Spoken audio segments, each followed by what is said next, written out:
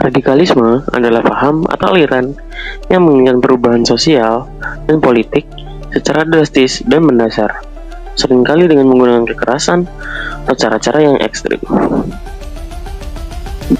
Oke, yang selanjutnya ada ciri-ciri radikalisme. Yang pertama, intoleran terhadap perbedaan pendapat atau keyakinan. Yang kedua, fanatik terhadap ideologi tertentu dan menolak kritik. Yang ketiga, anti pemerintah dan menolak sistem negara yang sah. Yang keempat, membenarkan kekerasan untuk mencapai tujuan. Dan yang kelima, mengkafirkan atau melabeli pihak yang berbeda pandangan.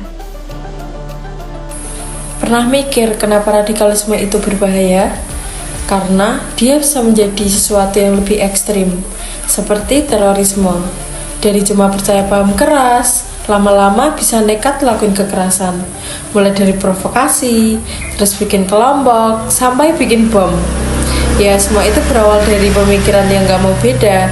Jadi, hati-hati sama ide-ide yang radikal.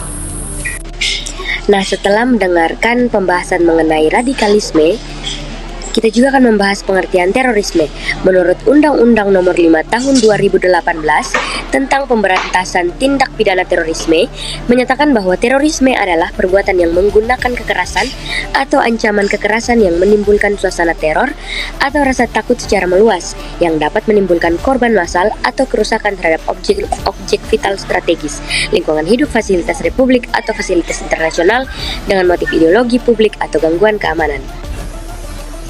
Setelah kita memahami pengertian terorisme sebagai sebuah kejahatan luar biasa, mari kita selami dalam karakteristiknya.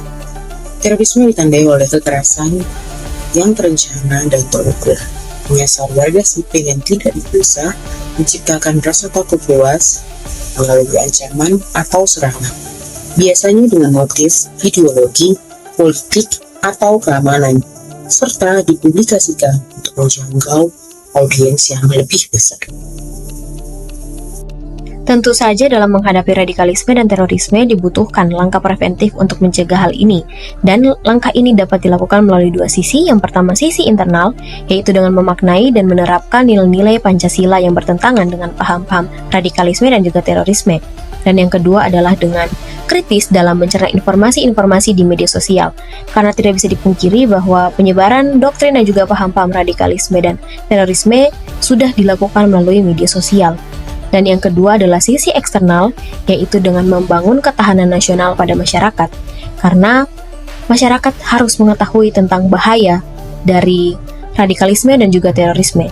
Dan yang terakhir adalah meningkatkan pertahanan nasional di darat maupun di laut, karena penyebaran anggota dan akan menyebarkan paham-paham tersebut bisa dilakukan melalui darat maupun di laut. Oleh karena itu perlu untuk meningkatkan